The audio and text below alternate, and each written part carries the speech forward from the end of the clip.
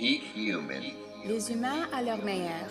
C'est tu apogeo. Peak 人間 Peak humano.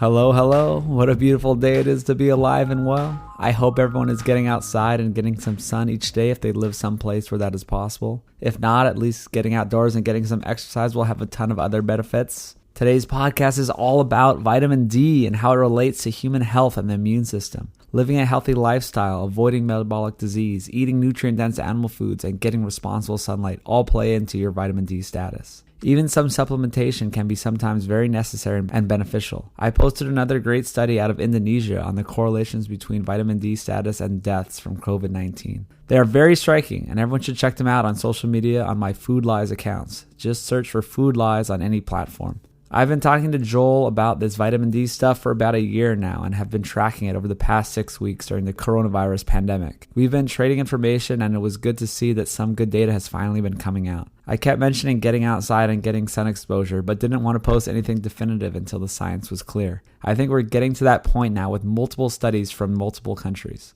Even Dr. Gary has been reporting extremely low levels in all his patients who are having bad cases of COVID. I'd also like to point out that the logo for my company, Sapien, is a sun.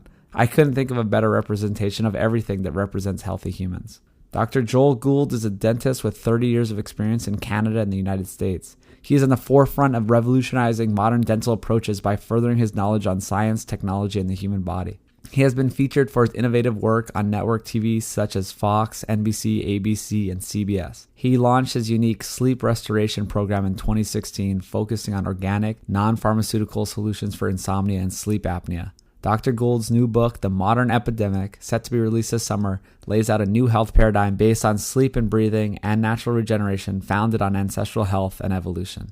Before we jump in, I want to make sure everyone knows about nosetotail.org, where we ship 100% grass-finished beef and buffalo and high omega-3 pork and chicken to your door. This is all raised beyond organic in Texas. Our primal ground beef with liver, heart, kidney, and spleen is flying out the door these days. Get it while you can. We only process animals every 2 weeks. There are so many nutrients in this tasty ground beef that are hard to get otherwise. You can make a custom box at nosetotail.org and get free shipping if it's over 20 pounds. You can also support this podcast and everything else I do at patreon.com/peakhuman. I've been able to scrape by without taking on any advertisers or outside money for any of my ventures so far, and really want to keep it that way. The Food Lies film, the Food Lies YouTube channel, and all my social media is powered by the community. I have yet to take a cent from another company. That's patreon.com/peakhuman, or click through sapien.org, where you can find out about all the projects I'm working on, including the health technology. We're still looking for doctors, healthcare providers, and health coaches to work with us. You can add yourself to the waiting list at sapien.org. Thanks for sharing this podcast and reviewing it on iTunes and the Apple Podcast app. Really appreciate all of you and all the inspiring messages of positive health journeys. Now let's hear some great information about vitamin D from Dr. Joel Gould. All right, Dr. Joel Gould, we finally are doing this. Hey, great to be here. Yeah, well, we've been talking for about a year now, and you're in the area. You're a dentist by trade. Maybe you can introduce yourself a little more. Sure. So my name is Dr. Joel Gould, and I'm a Canadian dentist. And I've been practicing in Los Angeles for the last 20 years. I became interested in something called sleep apnea about 5 years ago after I found out that I had it, which led me down a strange road to something called vitamin D. And I guess that's what we're here to talk about today. Yeah. I want to make sure everyone knows how important this is. This topic is super related to this COVID pandemic. And I've been talking about vitamin D in every podcast, and I haven't gone into detail, but I've been saying, hey, get out in the sun. This is what I'm doing every day. I'm getting in the sun. I talked about it with Dr. Gary, who you are friends with as well. And we've been talking about vitamin D for a year now. So this stuff is super important and very relevant. And I like to do podcasts related to the current condition, COVID, but I also want to know this podcast can stand on its own as a super informative deep dive into vitamin D. And we're going to go deep, and there's going to be tons of info. Great. Yeah, that sounds great. So it's really important. I've been working on this for 5 years, and the amount of information that I sort of accumulated is massive, and it's a very confusing subject. So the most important thing I want people to know is the one thing that they can pay attention to right now, in addition to the other things of washing your hands and taking vitamin C, is vitamin D. And there's a lot of misinformation around it. So I really want to clarify a lot of the details. I've been speaking about this with my patients for a long time, and even one-on-one, this can be confusing. So I don't want anyone to be too worried about this. We'll post everything that's relevant. There's a lot of numbers in that, but I want to give everybody a real understanding that this is a much more important topic than people are thinking, primarily because vitamin D isn't a vitamin. People think of vitamin C and vitamin D and different, vitamins, that they're all about the same. But vitamin D was mislabeled as a vitamin because it was discovered at the same time most of the vitamins were being discovered. And most people know that vitamin C is important, and they think that, sure, vitamin D is important as well. But it's a very different type of topic. And there's a lot of misinformation and a lot of confusion, especially even with people's physicians, because medical doctors don't learn about vitamin D, what it does, the big picture. They learn about it, how it relates to bone, but they don't really cover a lot of what it does with the immune system, which is what brings us to this topic today. So vitamin C is a vitamin, and it's a water-soluble vitamin. And what that means is that you have it in your body, and it doesn't build up slowly over time. Vitamin D is a fat-soluble hormone. And what that means is that it takes a long time to build up in your body. You don't use it up every day. And vitamin D technically is a hormone that we make on our skin from sunlight. So the discussion when it comes to especially our immune system is vitamin C is a great antioxidant. It's very important to have. It's a cofactor, which means that it helps activate specific enzymes.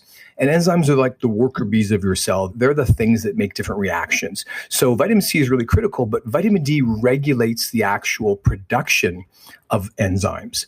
So it's a completely different level of importance. It's like a quantum leap. Vitamin C, you should take it daily. Vitamin D needs to build up in your system. And this is where the confusion comes in. Yeah, I love that, because there's a lot of people talking about vitamin C. It's like, oh yeah, you got to do this for COVID. And people are kind of labeling this as misinformation even, or maybe there's not good science to show that it is truly helpful. And we don't care about that. Yeah, vitamin C is a whole different ballgame. It is what it is. You can think what you will about it. But I like how you say vitamin D, orders of magnitude more important. It's a hormone, not a vitamin. And it's just a different discussion. Right. And that's why it's important to sort of get into the details. And again, if any medical doctors are listening to this who are not functional medicine doctors, this is information. It's not presented. It wasn't presented to me in dental school 30 years ago. It's not taught today. And traditional medicine doesn't pay attention to this. Most of the curriculum is focused on pharmaceutical medications. And vitamin D, why it's so important is that this particular hormone is tied into almost every function in your body. It's very complex, and it's confusing even to doctors. There's dosing issues. There's different levels. In Canada, it's a different reading than it is in the US. And so to be able to understand this and to be able to really empower yourself with information, you really have to understand this. There isn't really one place that you can go to get a clear idea of what is vitamin D, why is it important? And, this doesn't just relate to COVID-19. This is something that is a huge regulator of the immune system itself. And this is what can also protect you from things like cancer. So on the short term, you really want to get your vitamin D level up into what I call an evolutionary range, one that will protect you from not just COVID-19, but every virus. Vitamin D is antibacterial, it's antifungal. And, the understanding of why we don't know about this is kind of scandalous, to be honest with you. But I want to go into those details, and I want people to understand that you have to learn just a little bit of science. Vitamin D regulates our gut microbiome. And I know that a lot of people are taking probiotics, and we're hearing so much about these gut bacteria. But this is the fascinating part. This one thing regulates so much in your body because what it does is it regulates your own access to your DNA. So everyone has a set of genes that they inherited, and everyone's talking about genetics, but there's a completely different science called epigenetics. And that's the science of how we actually turn our genes off and on. And vitamin D is one of the most powerful epigenetic moderators in existence. This is a hormone that ties us to season and location on this planet. So it's really profound. And all animals use vitamin D. And there's even plant vitamin D, which is vitamin D2, a vitamin D that's often given as a prescription by medical doctors who don't know the difference between vitamin D2 and D3. It's kind of like the difference between K1 and K2 and retinol and vitamin A. Absolutely. It's a very similar discussion. The biggest issue that we have is that doctors get very little training about vitamins, and they're usually sort of discredited. Vitamins they're for dietitians, and certain people who focus on vitamins are called quacks because there's a lack of knowledge that these are the most important chemicals in our body. These are the chemicals that Mother Nature created us with. So they're much more important than people are thinking. I had a patient ask me once, I heard that vitamins they don't work. It's a waste of time. And, that's a really scary conversation because vitamins are very important, but there isn't really a great resource where you can go to and learn about vitamins in a meaningful way. And I think that part of the problem is people think it's a waste of time because many multivitamins are a waste of time because they're not in a bioavailable form.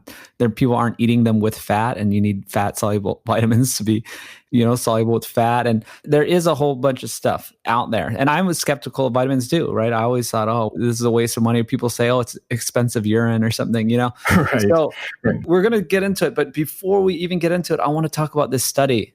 The Grassroots Health Study. I'm glad that people have been posting it around. I've seen it a little bit on social media in the past couple of days. And it's really important showing the different levels of vitamin D and the severity of cases of COVID. Right. Yeah. So this is one of the first studies that's come out. Most of the people who know about vitamin D have assumed that this is what would happen. And this is exactly what we assume when vitamin D levels are low. The lower the D level, the sicker the person. And, you can see this in different studies, even when it comes to cancer. It's fairly obvious. So this particular study was really great because they gave you a vitamin D level, and they basically told you, people who were below 20 were very deficient. And it really correlated with the COVID cases. So they only did it between below 20 is deficient, 21 to 29 it was mid-range, and then above 30 was normal. So there's a whole new discussion. We should be well above 30, but this is just the 3 categories they put people into. That's right. Yeah. I want to post this. This is really important. I'll post this on social media, but for people listening to see this visually, because they took these 3 levels. Red was below 20, yellow between 20 and 29, green above 30. And then they broke up the COVID severity cases by critical, which were basically all of red and yellow, severe, basically all red and yellow, ordinary, basically all red and yellow with, little of the green, and then mild, all green, 96 green and 2 yellow and red. It brings up right away about vitamin D levels. How do you know what those numbers mean? Okay. And it's confusing because in the US, we're going by nanograms per milliliter, but in Canada and in Europe, it's nanomoles. And the difference between the two is that you have to multiply the nanograms by 2.5. So for anyone who's listening to this in other countries, we're going to be speaking about nanograms per milliliter, and it's confusing. So these numbers are a measure of your blood level. And this is a particular form of vitamin D. This is the storage form that you have in your body. And you can recognize this by looking at a lab test. This is your 25 OHD level. And that is the form that we store. And that's the form that can be measured in a test. There's also a 125 OHD level, and that's an active form. So they can be very confusing, and doctors will often test the wrong one. So the numbers that when it comes to COVID here, these are some of the levels. So depending on who you talk to, different societies have different ideas of what's deficient. It becomes very confusing to people who aren't paying attention to this. But what I want people to know is that if your doctor hasn't tested your vitamin D level and you haven't been suntanning and you don't take any higher dose of vitamin D, and when I say that, I mean anything over 1 or 2,000 IU, that you're going to be deficient, especially if you live in the Northern Hemisphere. So these numbers, they're not a surprise to me, but they're quite low. And basically, I want all my patients to be well up over 40, 42, and I say actually never go below 50. And that's an evolutionary level. That's the amount that if you were to be living outside and getting sun exposure with most of your body exposed would be normal. So these levels are completely incidental or accidental. These levels exist because people wear clothing, they wear sunscreen, which blocks all vitamin D production, and they stay out of the sun between 10 and 3, as their doctors usually suggest. So knowing that these levels, this is critical to health here, that you want to know your level. And there are lots of places where you can order a test online if you're worried that you don't know your level.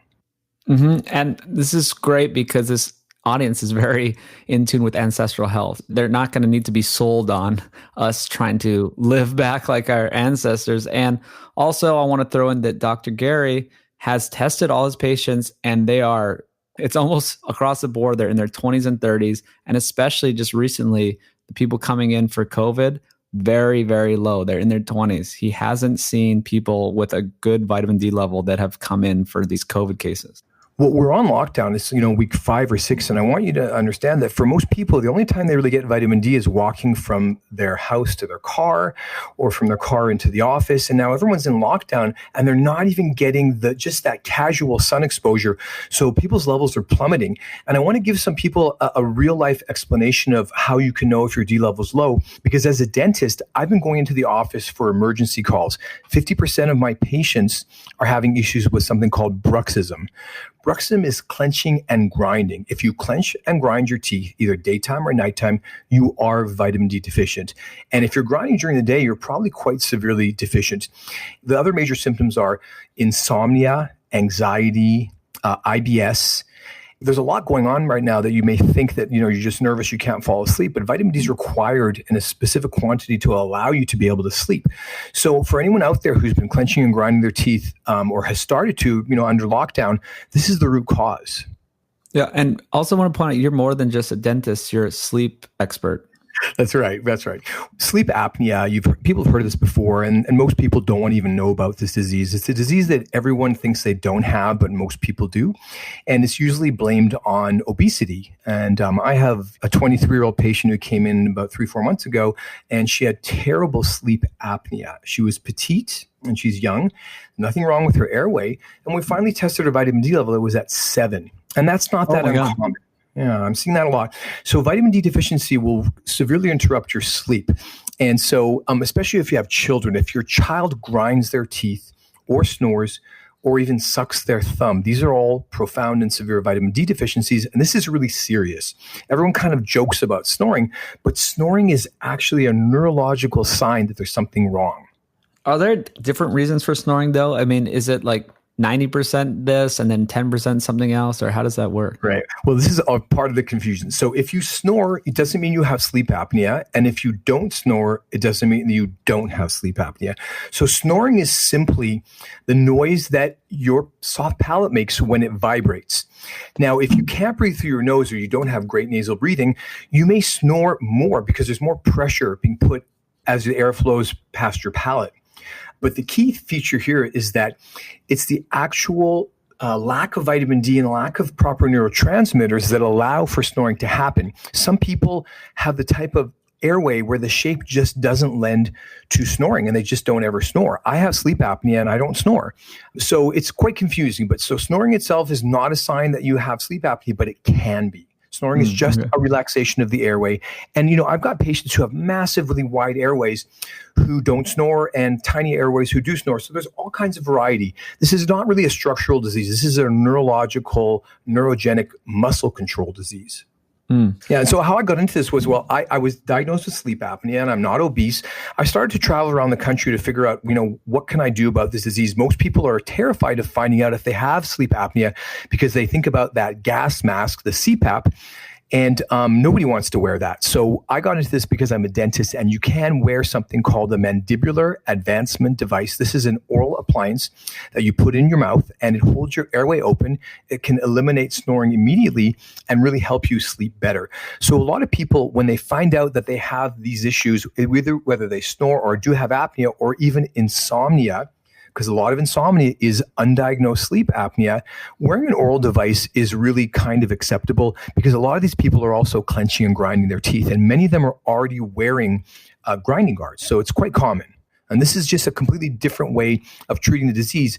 Most doctors out there believe that sleep apnea is an irreversible, chronic, degenerative disease. And I believe that it's completely preventable and even reversible. So it's something really different to think about. But the most important thing people need to understand is this is a syndrome that you will not know that you have until it's been there for a long time. So what happens is, literally, you'll be choking in your sleep without knowing it. And sometimes you won't be able to sleep. Sometimes you'll sleep right through it. And, I've seen thousands of sleep studies, and it's quite amazing that people really don't know what's happening in their sleep. Yeah. And we could do a whole podcast on the sleep apnea part. So we should put that aside for a second, but just know that it's related to this, and it's really interesting. But let's steer back to this study, the Grassroots Health study, and just about, why it affects your immune system and that kind of thing. Right.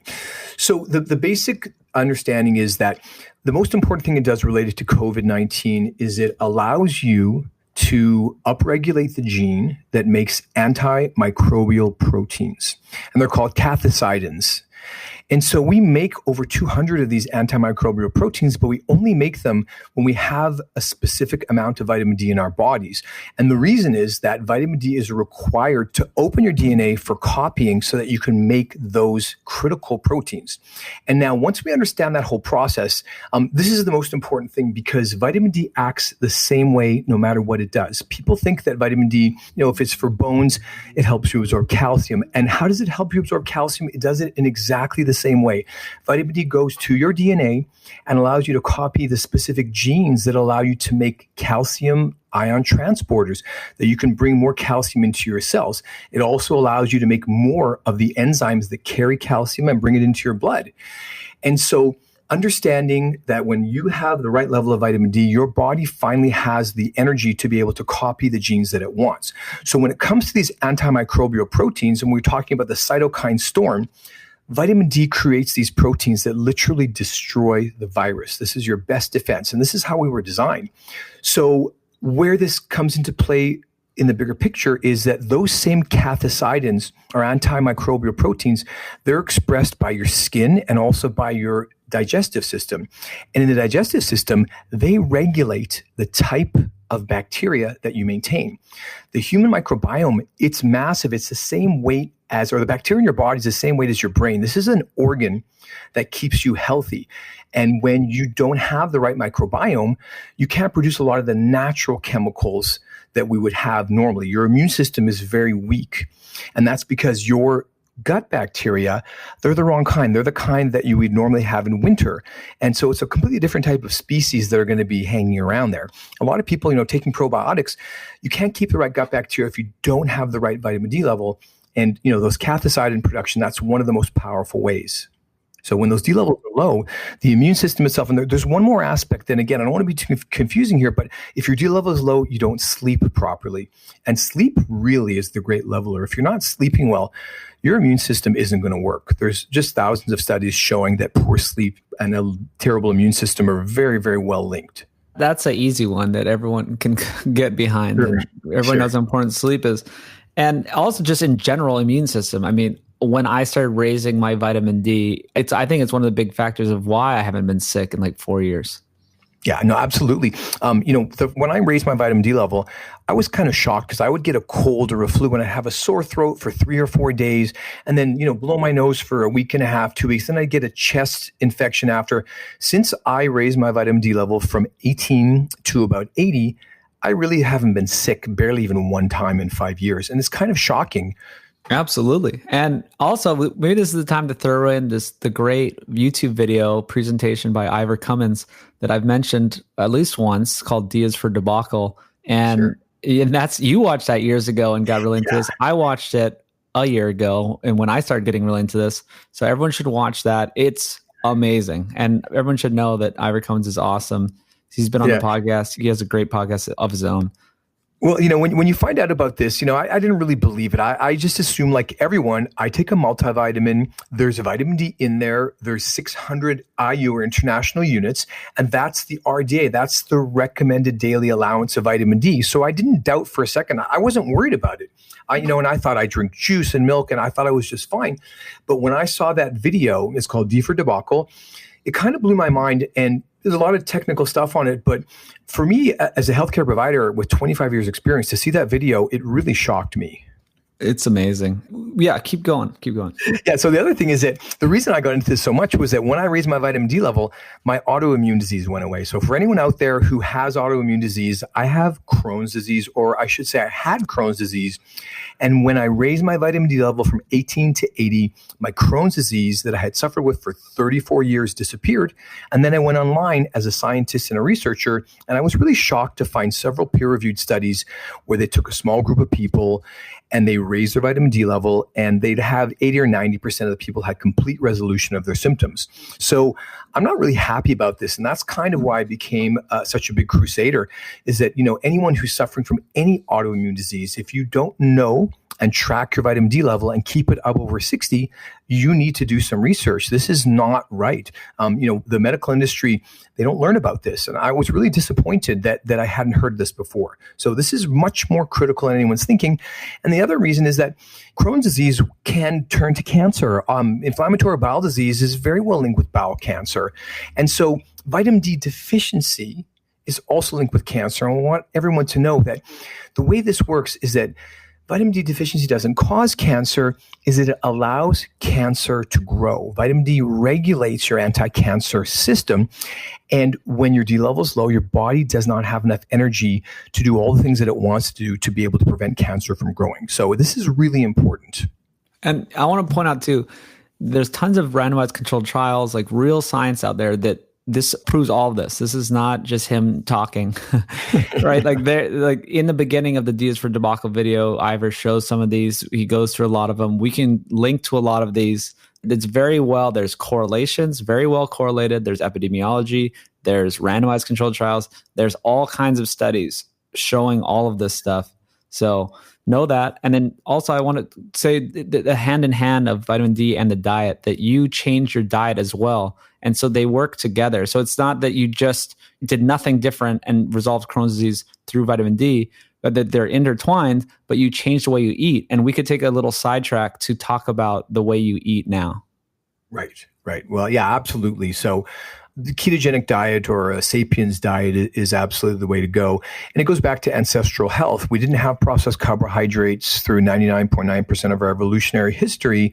These aren't foods that humans evolved to eat. I changed a lot, and it was a kind of a journey to get into it all. But, the way our bodies work is very different than what doctors are thinking. And the food that you eat is so much more important. And, eating a ketogenic diet or eating a high-fat, grass-fed organic diet will upregulate specific genes in your body. And those are the genes that will also keep you healthy. Exactly. And so, you don't necessarily need to be keto all the time.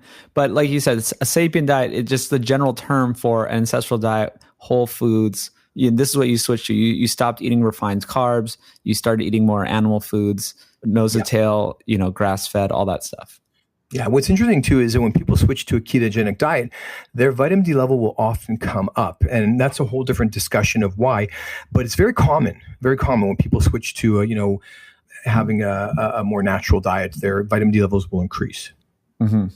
Okay, cool. So we did the diet sidetrack. That's all great. We're all on the same page there. I guess we can just go through the whole vitamin D presentation. I mean, you have this whole thing that I love. We can kind of go through it all and then come back around to some things later. Cool. Okay. What is vitamin D and, where are we supposed to get it? Most people think that if they eat a healthy diet, they're going to get enough vitamin D. And it's just simply impossible. There's so little vitamin D in food unless you're eating whale blubber and organ meats, and a lot of them. And so vitamin D always came from sunlight, and it comes from a specific range of sunlight. There's UVA and UVB radiation.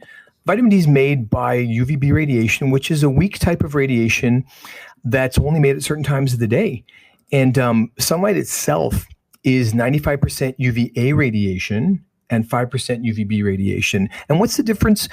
Vitamin D is one of the components of UVB radiation, but UVB radiation does three things. It produces vitamin D, it produces melanin, which is your body's anti-sun sunscreen, and it also produces a sunburn, which is critical because once you've been in the sun long enough, your skin lets you know that you need to seek shade. And so it brings to light the idea, if you're wearing sunscreen, that you're going to block all of your UVB radiation and not necessarily all of your UVA radiation. Now, UVA radiation penetrates deeper, and it's what causes a lot of the sun damage as well. It's what breaks down collagen and causes photoaging.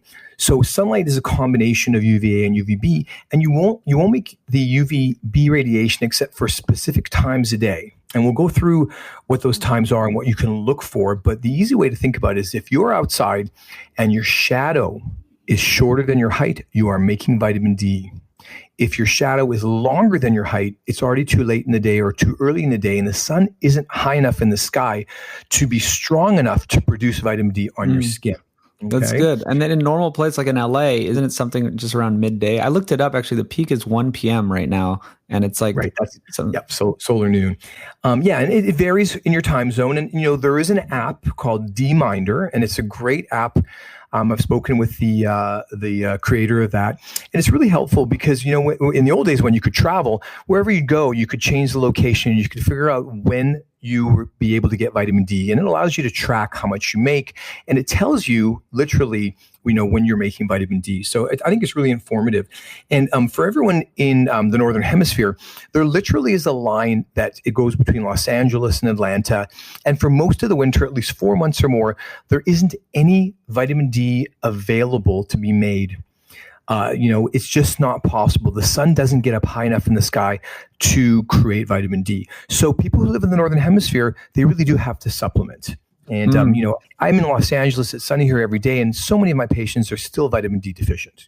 People are really afraid of the sun. So there's two sides to that too. There's people who protect themselves way too much from the sun, which is a huge thing we'll get into, and wearing too much sunscreen and they never get enough.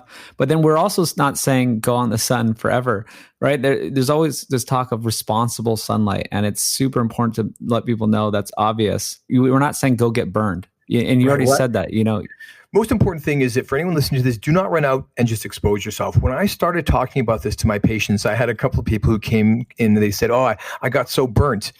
I want people to understand that sun safety is very confusing. Spraying yourself with sunscreen and going outside all day is not what people think. This is a completely different issue. So because humans are literally solar-powered animals, understanding more about what vitamin D is, what dose to take, and how to expose yourself safely outside is really critical. This is going to become more and more visible because we've been told really the wrong story. My dermatologist, they said, do not go in the sun at all. Stay out of the sun at all costs. And, that's bad information, but it's also not good just to go out and just blast yourself with sun. Humans have very definitive techniques that we utilize sunlight with, but we can block it as well. And I kind of like to say the sun doesn't cause cancer. Inappropriate sun exposure can cause cancer. And, if you were a hunter-gatherer living out in the wild, eating natural foods, and, right from the beginning of the season, you get a nice deep dark tan, it'd be completely safe to spend all your time outside. We live indoors.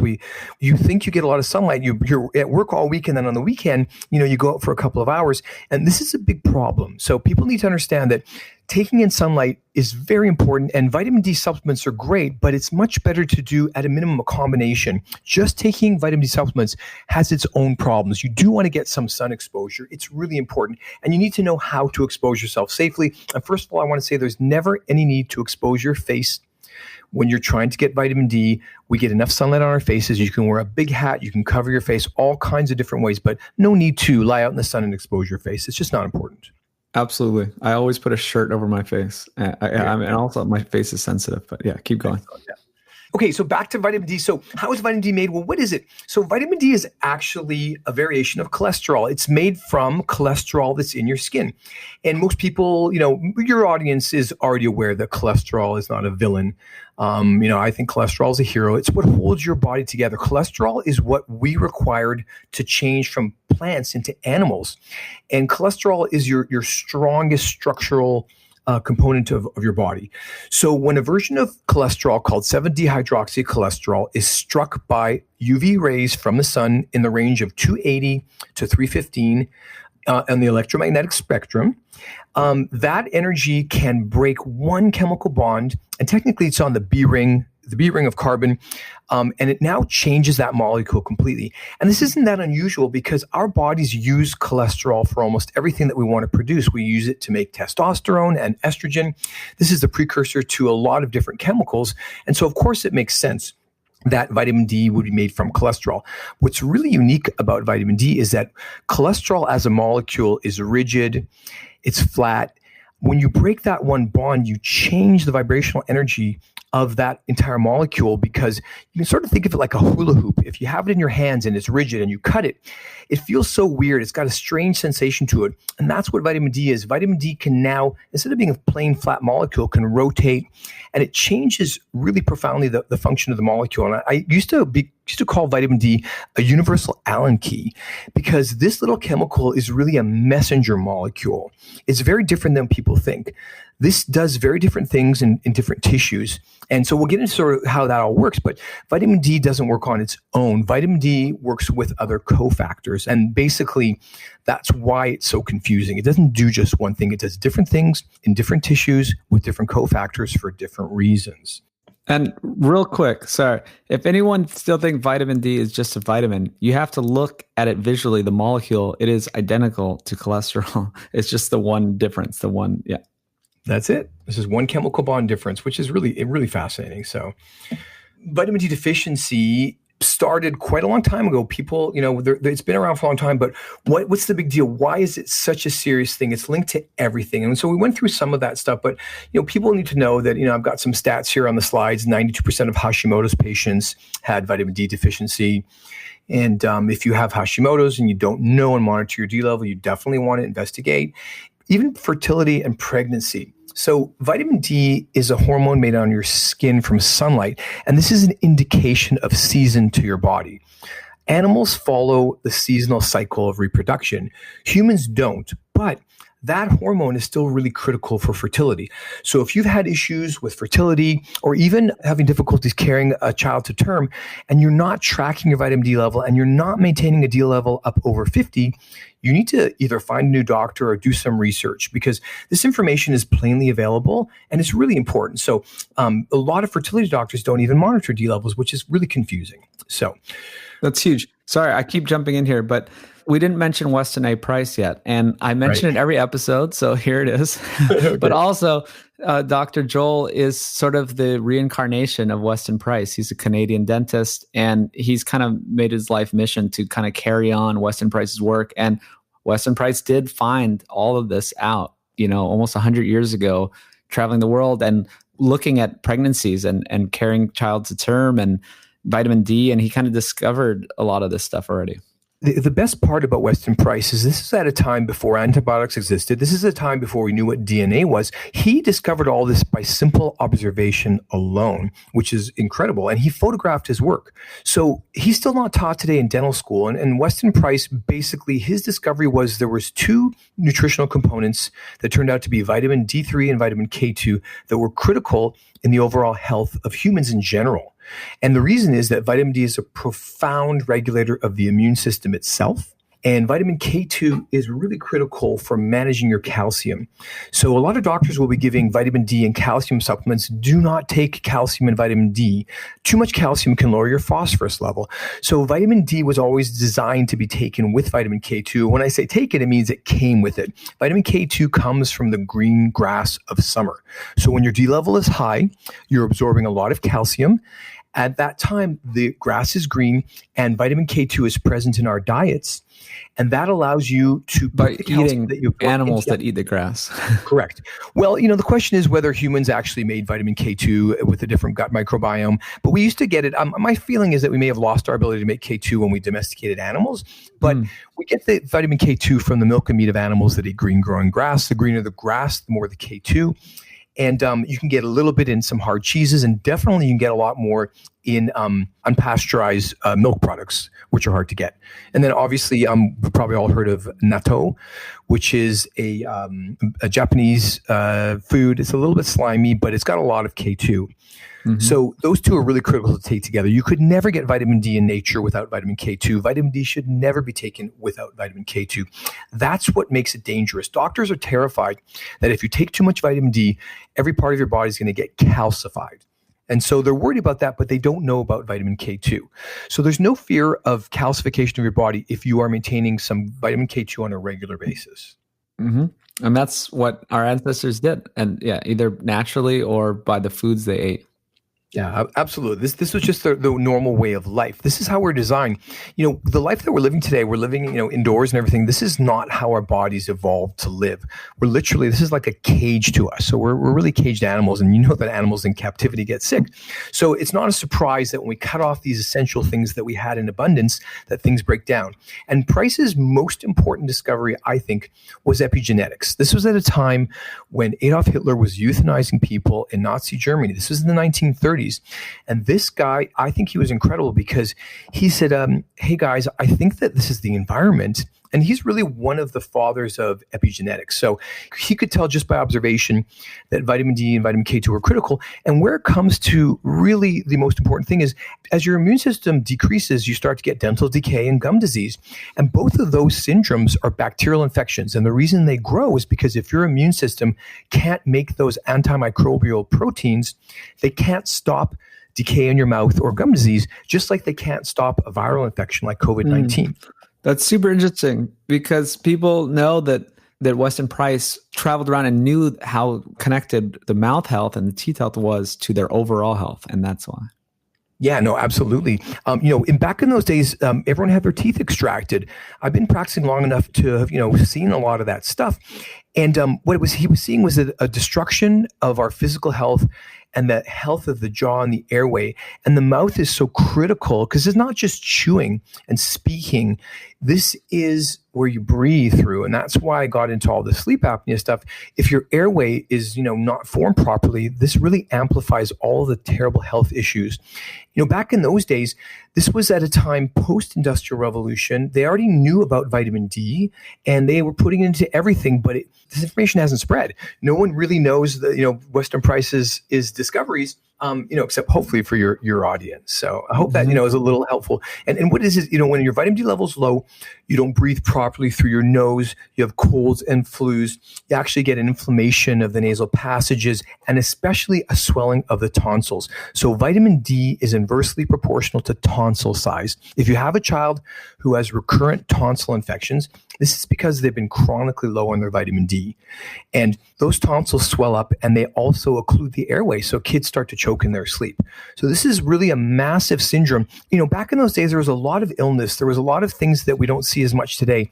But he tied all this together and is absolutely correct because if you don't sleep properly, your child doesn't grow. If you don't get into the deep restorative stages of sleep, you can't heal and make up for all the damage from your daily wear and tear. Yeah, that's great. Vitamin D indicates season. It regulates so many different diseases. And, I'm going through my slides here. So we can talk about cancer. And there's a great slide that shows you at what vitamin D level people are protected from cancer. And when we get up into the breast cancer range, and those levels are 50 and higher, if 67% of breast cancer can be prevented by having a vitamin D level over 50, I can't imagine why doctors don't just jump on this and say, wait a second, this is something I'm not even testing. So this is really critical. Well, describe this slide a little bit more. Sure. Well, this is basically it's titled The Estimated Proportion of Cancers Preventable by Serum 25-OHD Range. And so all cancers combined, the range is having a level of just about 40 to about 55. There's all different types of cancer. And these type of studies can also be confusing because vitamin D hasn't been well researched. And a lot of the studies that are out there were based on dosages, not blood levels. So it can be confusing. But the basic take-home message here is that almost all cancers can be reduced by having a higher vitamin D level. What? And this is from a study that you took this, or this is multiple studies? So Ivor Cummings has a lot of this data. He basically will go through at what levels you're protected. And where it comes down to is we talked about those enzymes. Once your vitamin D level gets up past 40, 42, 43, that's when your body has enough vitamin D to make the enzymes that it wants to. So, that's why tell my patients, stay up over 50 because there's no need to be lower. You don't want to be putting yourself at risk for all these diseases that are related to low vitamin D. And just keep in mind that your D level is low because you're not managing it. What about diabetes? So there's another slide here. Yep. So diabetes as well. And, this is a cool slide because it's showing you something called a smile curve. And I kind of laugh and say it should be a frown curve because it shows you the incidence of diabetes based on latitude. And this is a slide. This is done quite a while ago. And, we have to be careful because past a certain point in human history, your latitude is not as relevant because of sun avoidance and the use of sunscreen. But primarily what we see is that the closer you live to the equator, the lower the incidence of every disease, including diabetes. And of course, this makes sense once you understand the profound nature of what vitamin D is. It's huge. So just to describe it a little more, the smile means how close in the middle is the latitude of 0. You're at the equator. And as you go away from the equator, the more diabetes there are and the more disease in general on either side, right? So you go north or you go south, you go away from the equator, all of these diseases go up, and you have all the different countries on this slide, and you can see. And it's really critical because it's not just vitamin D, it's sunlight as well. So, the most important thing is that the vitamin D is really critical, but sun exposure is a part of this. People who live in sunnier climates are generally healthier. Yeah, in Hawaii right now, there's very few cases of COVID, actually. Yeah. I would expect that a lot. But it depends on each individual person. A lot of people who live in these warmer climates, there's a lot of diabetes in Africa. And the issue is that when people get air conditioning and move indoors, that's when they get sick. It's when you live outside and you're exposed to the sun all the time that keeps you healthy. There are other things that sunlight does for our bodies, which are, aside from vitamin D, we can talk about cholesterol sulfate, we can talk about nitric oxide, but the main component here, vitamin D, if we stick to that, it's less confusing, but sunlight itself is very healthy. In this space, in the biohacking world, the understanding of, people are doing red light therapy and infrared saunas and cryotherapy.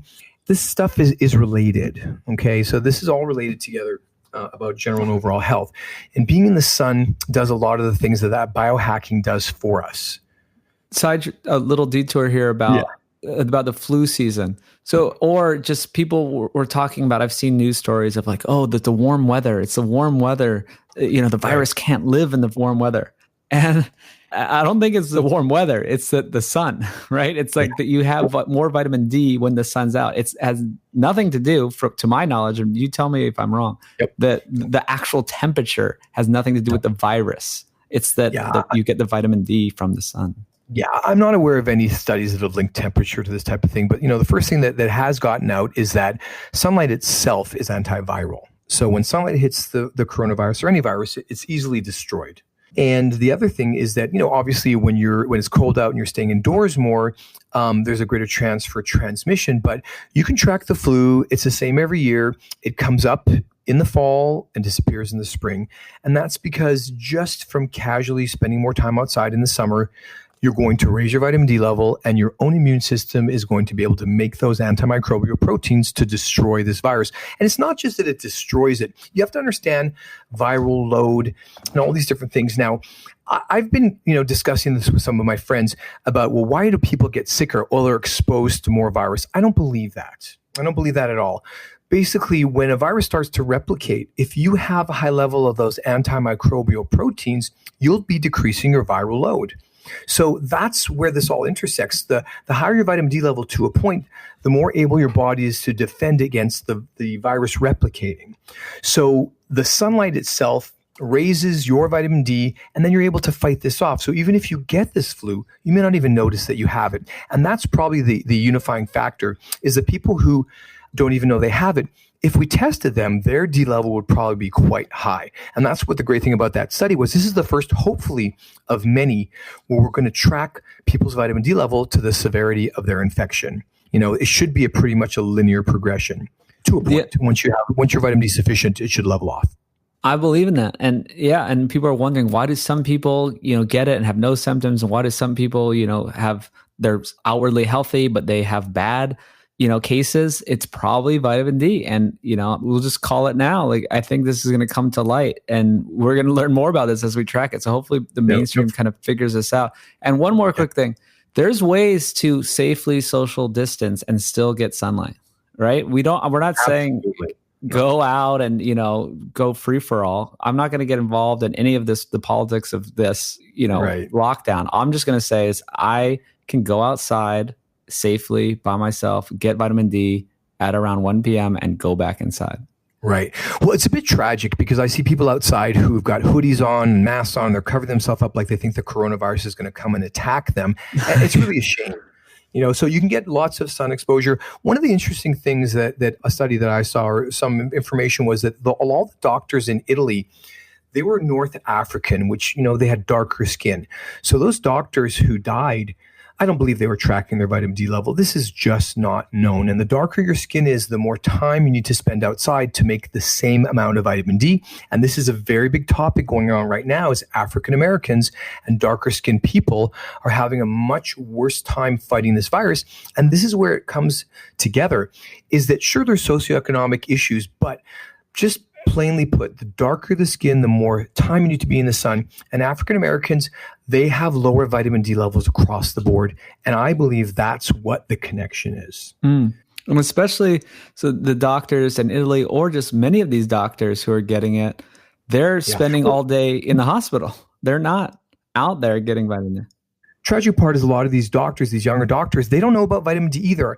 I have been in this profession now for a long time. I'd never heard of this. And if you would have told me, honestly, 10 years ago, vitamin D, I don't even know whether I would have paid attention. I think that you have to really have a very real, I had a experience where I couldn't believe this. This was just unreal to me. So unless you feel this personally, you can be skeptical, and it's not unusual. And that's the scary part, is that medical doctors, they're kind, caring people, very intelligent. But if you're not taught this, how are you going to know? For me, just investigating this, I was kind of blown away. This is out there. It's clear. There's a lot of peer-reviewed studies, but it's just not known. Yeah. And I was skeptical at first. I invite everyone to be skeptical. You don't have to take everything we're saying at face value, but look at it yourself and you'll come around. All right. Yeah. So it brings me back to some of the more profound stuff. And, I've been looking at these studies for a while. When it comes to studies, if you're going to look at one study, you want to look at this particular one on the slideshow. It's titled Accelerated Aging. Okay. And I have a link to PubMed. And this sort of smart guy who, I don't know what his life experience was, but he put together all these different things that vitamin D is in control of. And for your audience, they're going to understand a lot of this. And so it controls autophagy, mitochondrial dysfunction, oxidative stress, inflammation, calcium signaling, epigenetics, and DNA disorders such as telomere shortening. And the way this is so linked into this is that for example, your telomeres, people listening to this know that your telomeres are the little clips at the end of your DNA. And when those wear out like a shoelace, you've replicated your DNA too many times.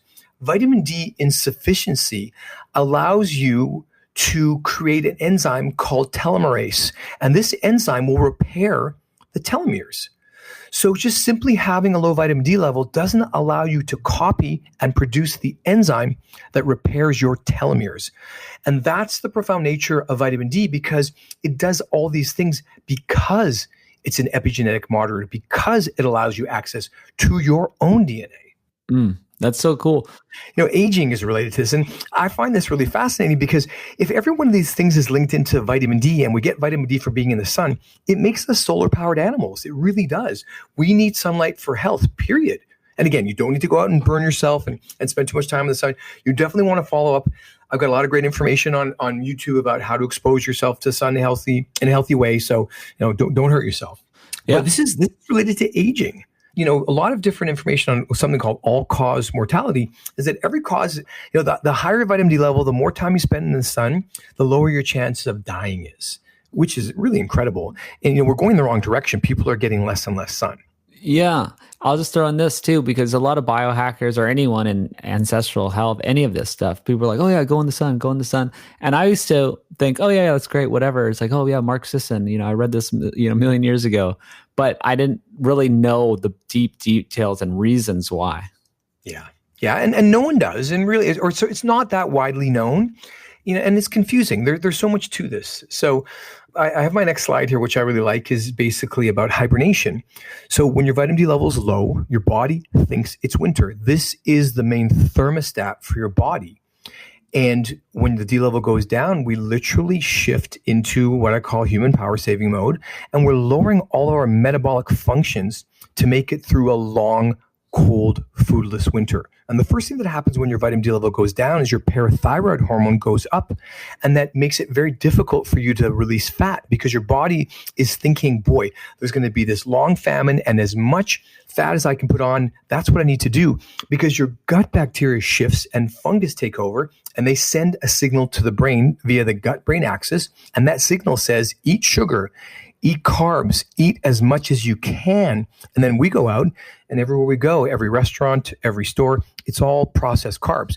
So it's really the perfect storm for obesity. This is people being stuck in permanent winter. They literally, their body thinks that, they're trying to pack on weight. And then when they starve themselves, they basically will break down muscle before they'll burn up that precious fat, because they don't have the cellular machinery to access that fat. And that brings us back to a ketogenic diet and being metabolically flexible. Being able to burn fat, you have to have the right molecular machinery to be able to put fat into the electron transport chain and burn it. Your body's going to send this urgent craving. You got to go to get your Starbucks every 3 hours and eat something, because you're getting a signal that you're going to die if you don't eat. And that signal was an evolutionary advantage to our ancestors. That kept us alive.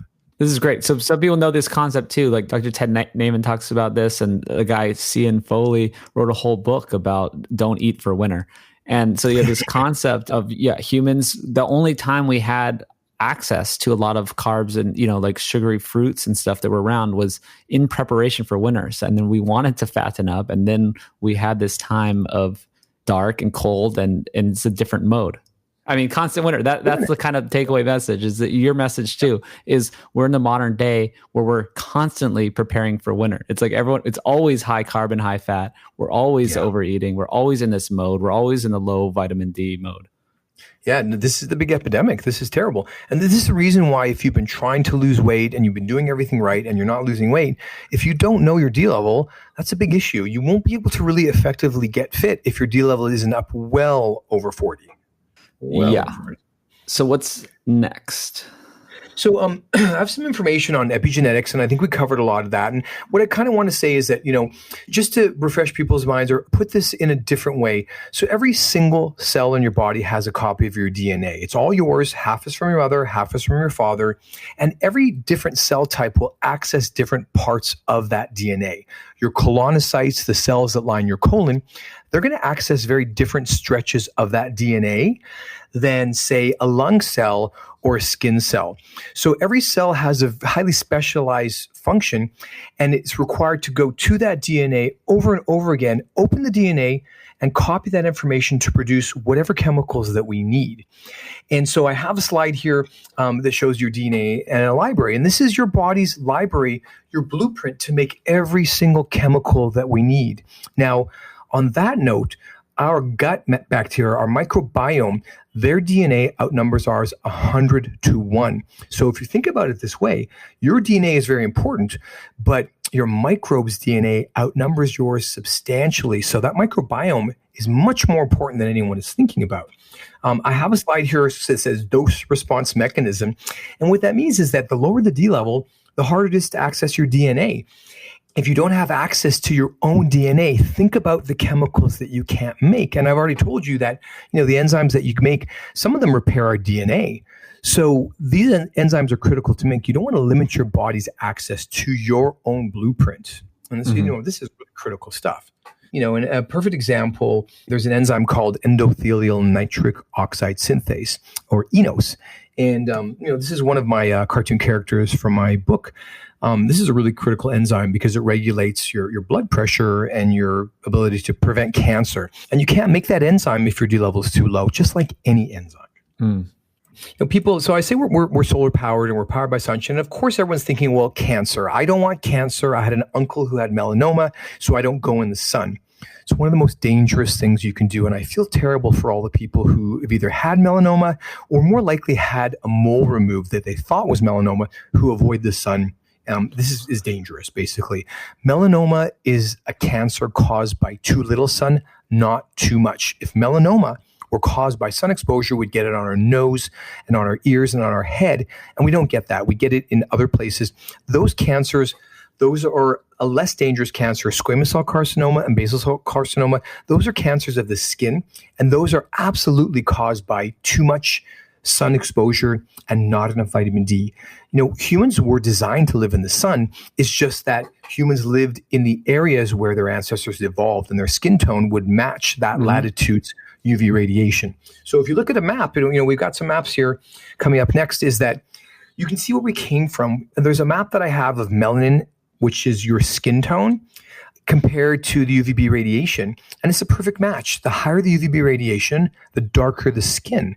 And as you go further north and south away from the equator, skin tone lightens because that melanin protects damage from the sun. Mm-hmm.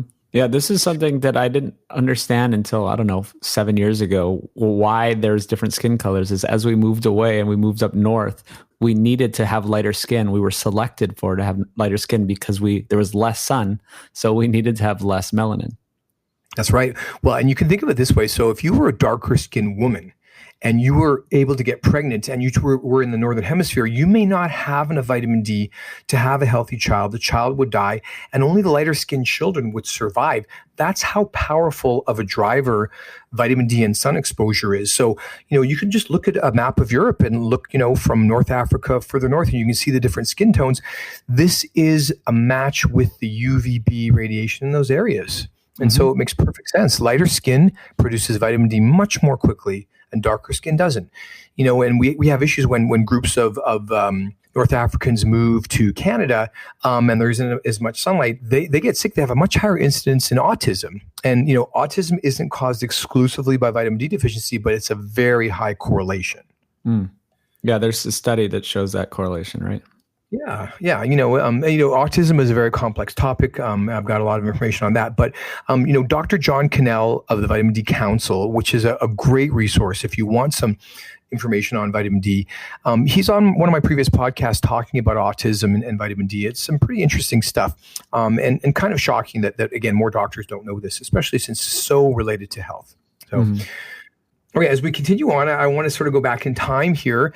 And talk about heliotherapy. I know people have heard of that. Helios was the Greek god of sun. And basically, he prescribed heliotherapy for both mental and physical health. And this was well known. Athletes trained outside to get sunlight. There's a lot of different historical information on sunlight, and, including the thickness of skulls between Persians and Egyptians. And the Persians wore helmets and didn't get sunlight, and Egyptians shaved their head and, were shirtless.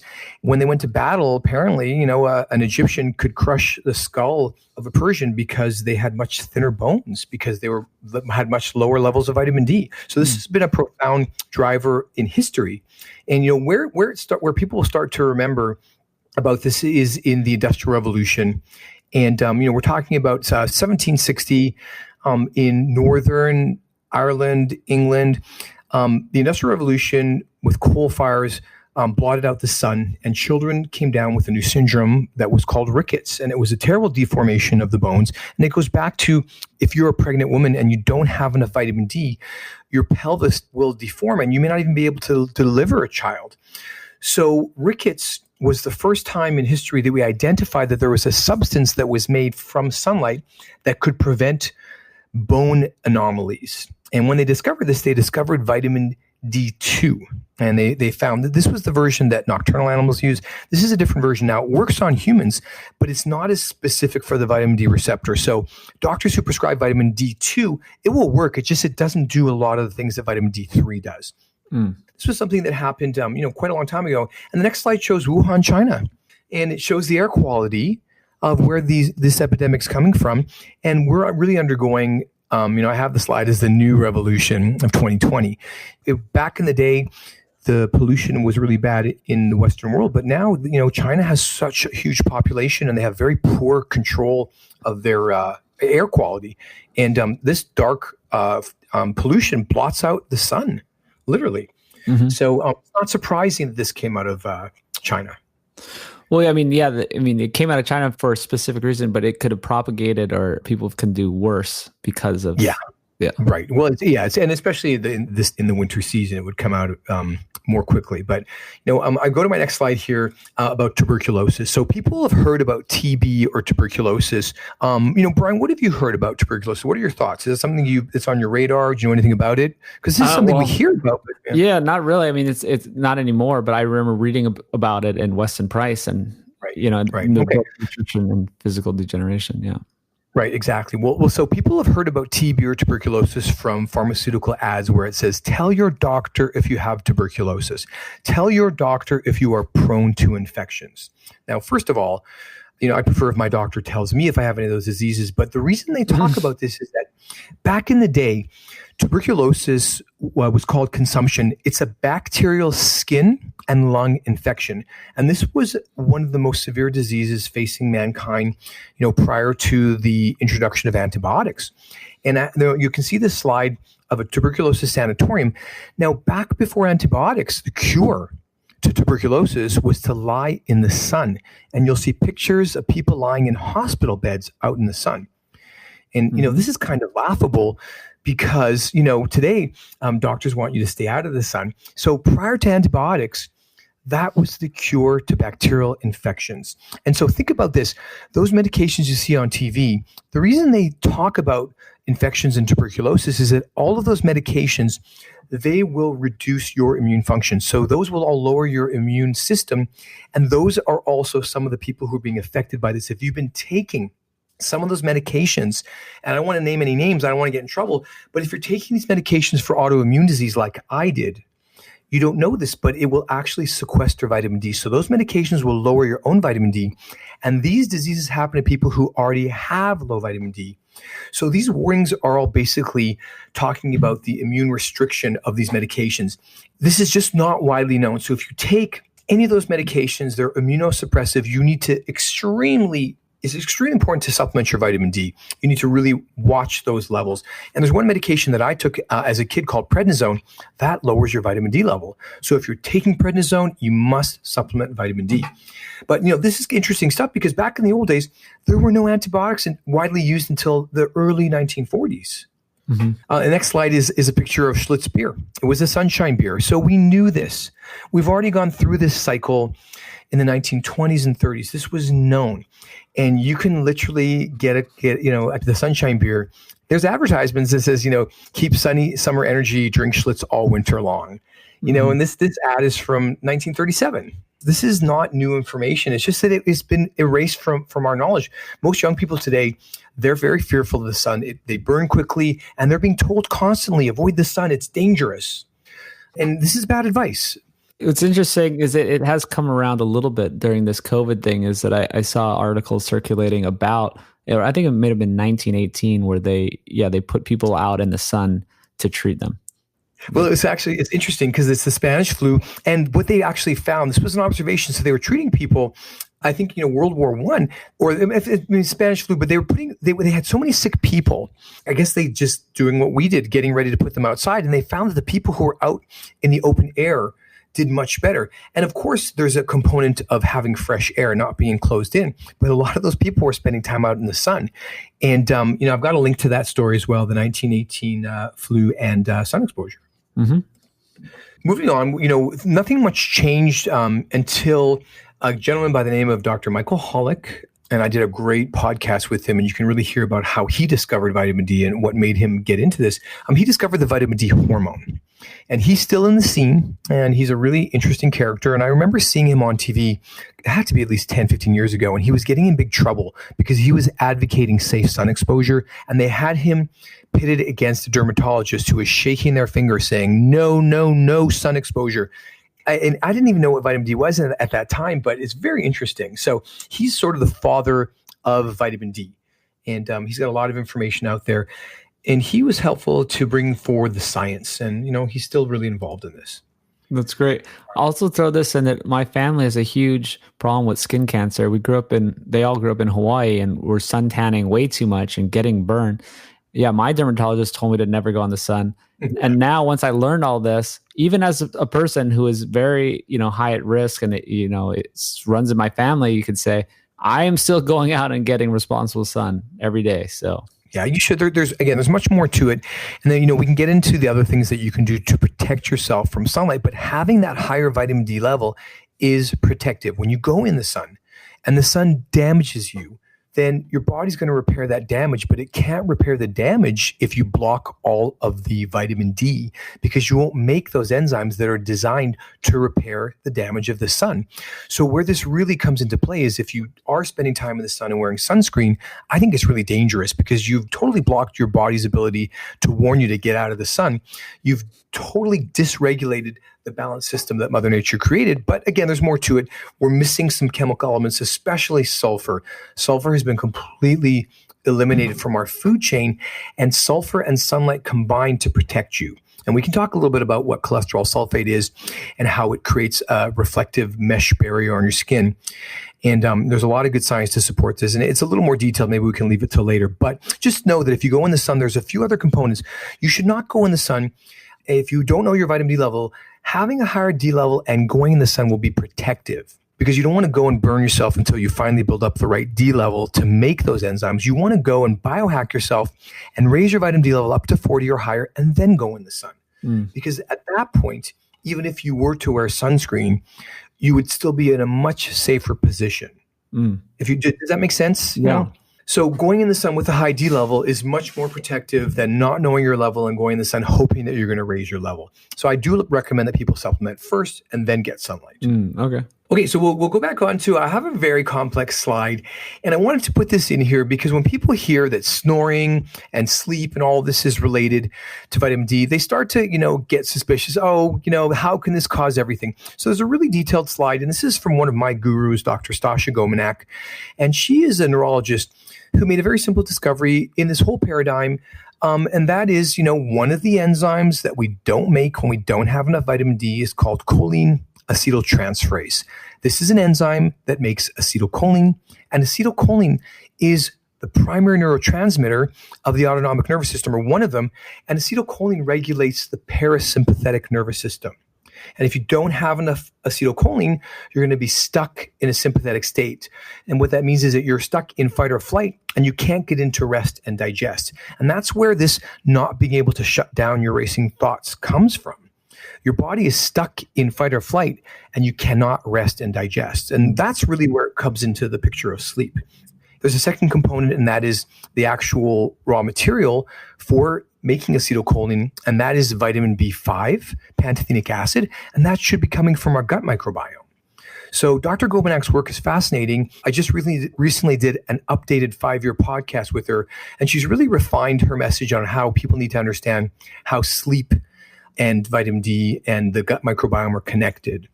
So I have a slide here just to, for anybody who's doubtful, it's literally showing the gap between two neurons and how acetylcholine is the neurotransmitter that needs to go across to carry the nerve impulses. And, when you don't have enough acetylcholine, you basically have a short circuit, and the signals that your brain is supposed to be sending to your body, they get garbled.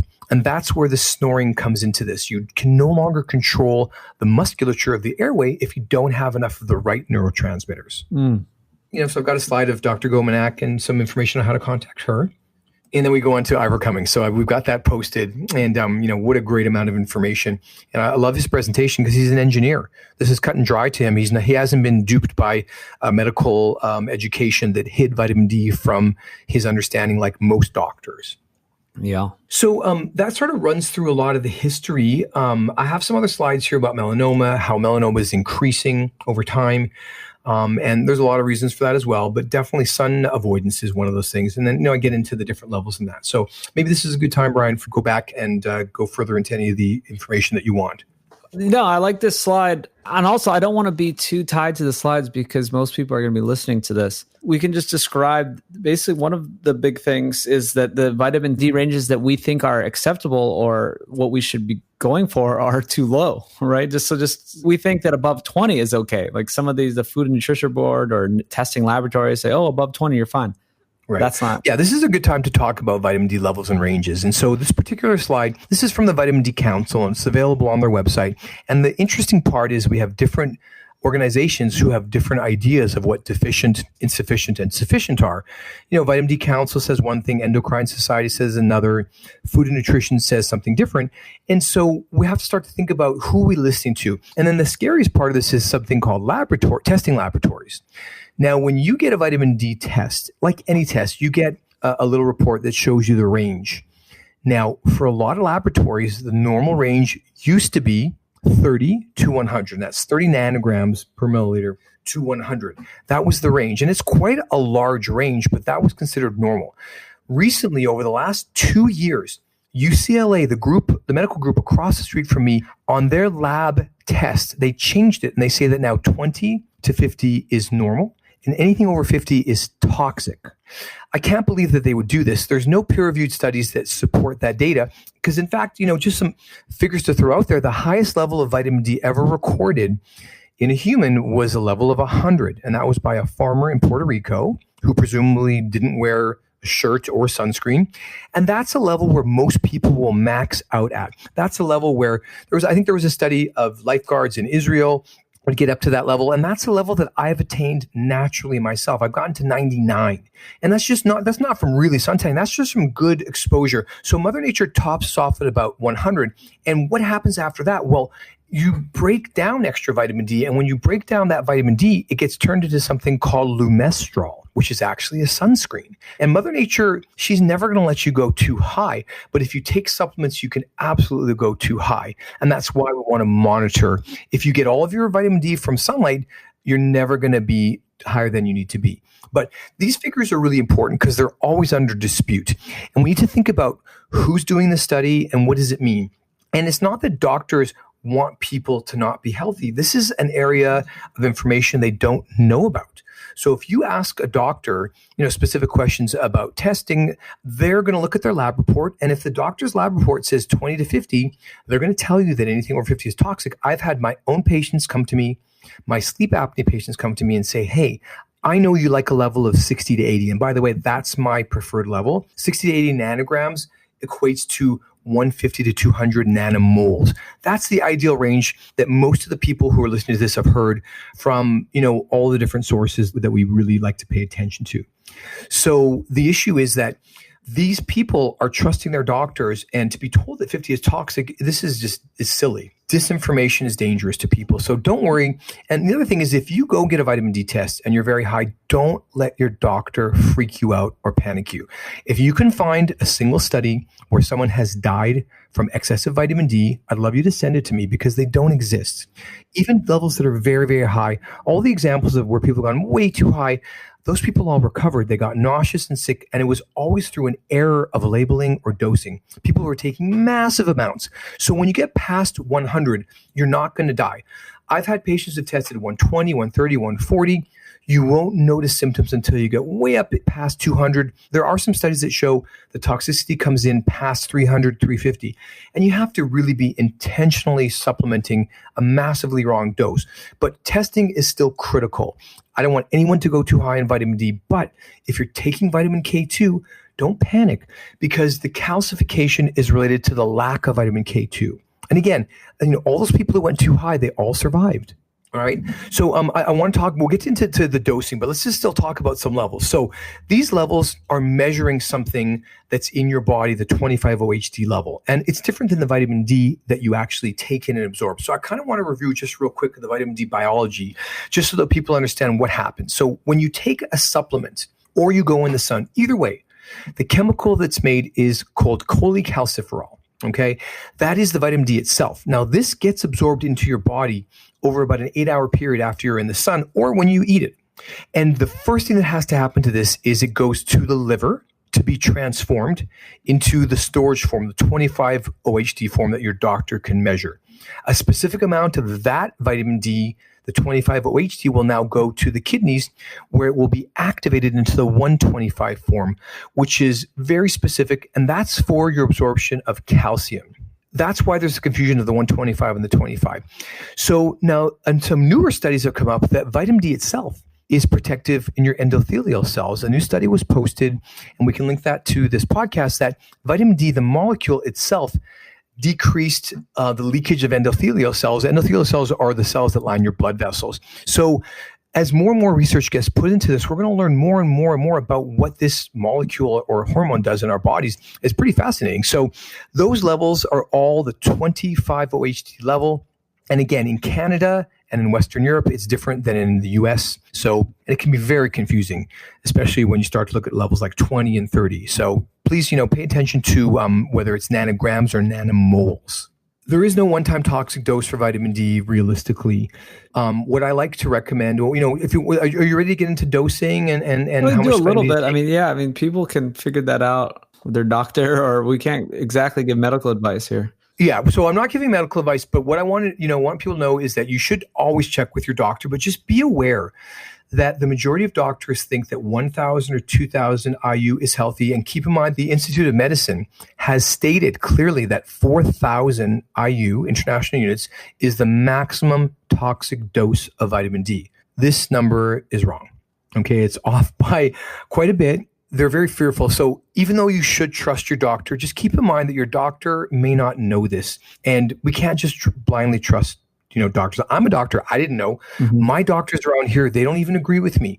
The question is, if they say stay out of the sun and they don't want you to take more than 4,000 IU of vitamin D, then what are we supposed to do? And I've had patients literally who can't raise their vitamin D level because they're taking 2,000 and 4,000. They can't get their level up. They need 15 and 20,000 IU. Now, it sounds like a massive amount, but I want people to understand that 40,000 IU is 1 milligram.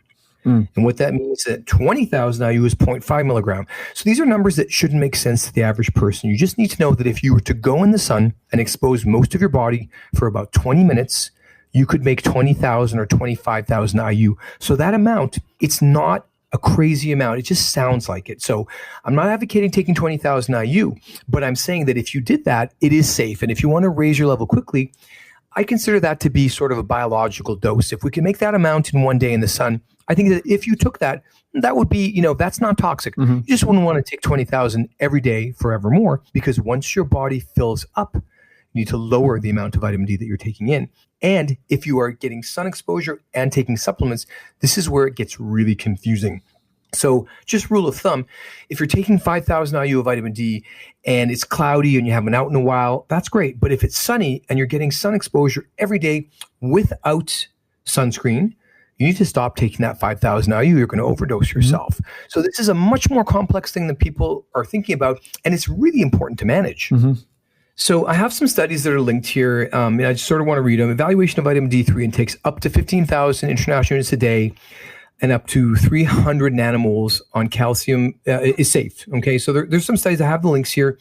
They're just showing that higher doses are safe. 15,000 is safe. And again, I'm not recommending that dose, but just don't panic when you hear that. Mm-hmm. 10,000. When I first started telling my patients to take 10,000 IU, they're under my supervision, so I can do that. They would literally be, they'd say, oh my God, are you trying to kill me? And I'd say, well, that's 0.25 milligrams. And they'd say, oh, okay, that's not so bad. Mm-hmm. So this is, it's confusing. This is a communication issue. All right. Well, cool. This is great. So then why don't you tell people about safe exposure and just how to figure that out? Sure. So, whenever you expose yourself, like I said, you really want to make sure that you have a higher vitamin D level to begin with, because, you're human, you're not a hunter-gatherer, you haven't had the sun increasing daily as spring comes along. So I like to think about the conditions that allow you to make vitamin D, and I call these things the D determinants. And these are the conditions that will regulate how much vitamin D you make. All right. So the first one obviously is your latitude. So we talked about that line north of Los Angeles to Atlanta. So the amount of vitamin D that you make depends on where you are in relation to the equator. That's one of those conditions. Also, your elevation. Now, the higher up you are, the more vitamin D you'll make, because the atmosphere is thinner and more UVB radiation reaches the earth.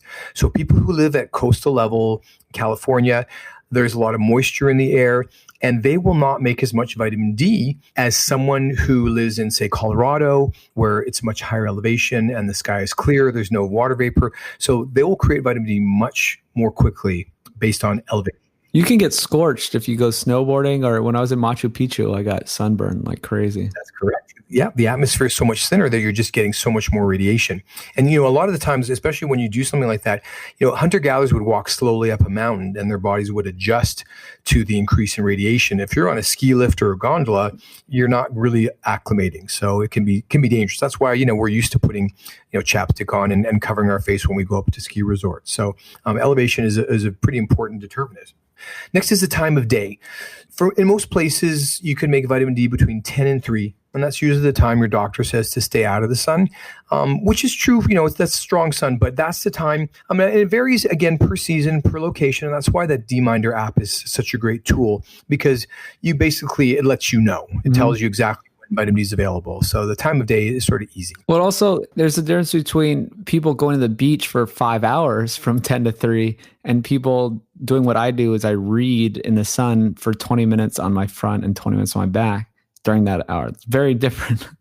Very, very big difference. And again, I want to warn people that when you spray sunscreen on yourself and go spend all day in the sun, it's not protecting you like you think. This is much more complex. And we haven't gotten into the different types of sunscreen. We can do that if you like, but just be warned that, you have to be careful. Sunscreen is not what people think. All right, so next we have the percentage of skin exposed. So many people believe that they're getting the vitamin D they need when they go and walk their dog. And that actually brings to light two different issues. They walk their dog at 9 a.m. or at 4 p.m. or 5 p.m. They're not getting vitamin D. But more importantly, they're wearing clothing. And all they have exposed is their face and their hands. So the percentage of skin exposed can make a huge difference on how much vitamin D you make if you lie out like you do with your most clothing off, and you'll make more vitamin D. So I like to say, if you're going to go spend some time outside, take off as much clothing as you can legally and expose yourself. And that's going to allow you to create more vitamin D more quickly. The more skin exposed you have, the more vitamin D you'll make. And the next is skin tone. And we talked about darker skin. Melanin is Mother Nature's sunscreen. And the more melanin that you have in your body, the darker your skin is, the longer you need to be in the sun to make the same amount of vitamin D. This is real life. We're watching this in real time. We're watching the people who have darker skin who are suffering these health issues because this information isn't known. So skin tone, very important. Okay. And then the last thing is the cloud cover atmospheric conditions. Probably most people know that they've gotten a sunburn when it's been cloudy. So even though it's not perfectly sunny, that UVB radiation can still make it to you and burn you. So, but keep in mind, if you're going to just expose yourself and you want to do 10, 15, 20 minutes, and I say start slow and start to learn how long you can be in the sun before you start to get a burn. And for safe sun exposure, you're supposed to stay in the sun just long enough for your skin to get a bit pink. And if you have very white skin, that could be 5 minutes. If it's a little dark, it could be 10 or 15. But, take your time, be cautious. And, if it's cloudy, there's no point in going out and lying in the sun. You're just not going to make any vitamin D. It's just not possible. Those are the things that sort of determine, whether you make vitamin D. And we'll go back to, your shadow being shorter than your height. So you can look at a fire hydrant or a street sign. And as the sun casts a shadow, once that shadow is longer than the height of the object you're looking at, you are no longer making vitamin D. And the reason is that the sun isn't high enough in the sky to be strong enough to break that one bond in cholesterol. So that's the easiest way. If you don't have the app, just look at anything around you. If the shadow is longer than whatever the object is, you're done. You're not making vitamin D.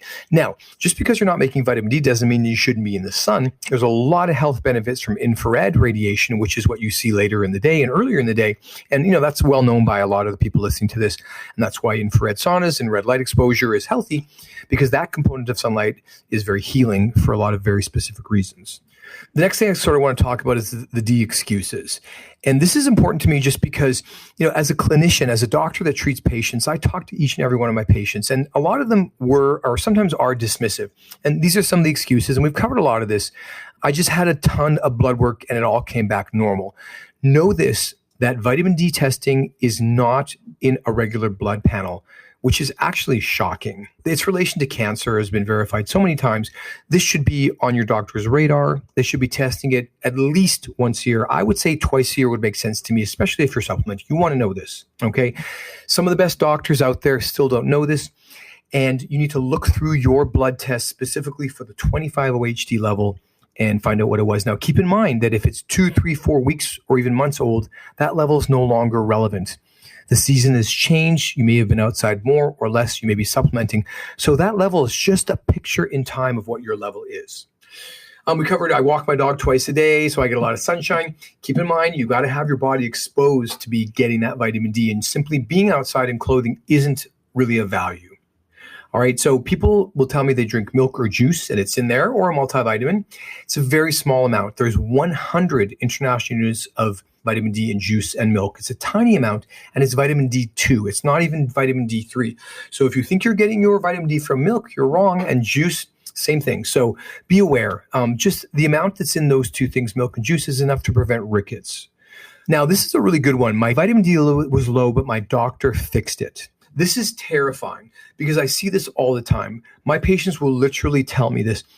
And what that means is that when people find out they have a vitamin D deficiency, the typical traditional allopathic doctor will prescribe 50,000 international units of vitamin D2.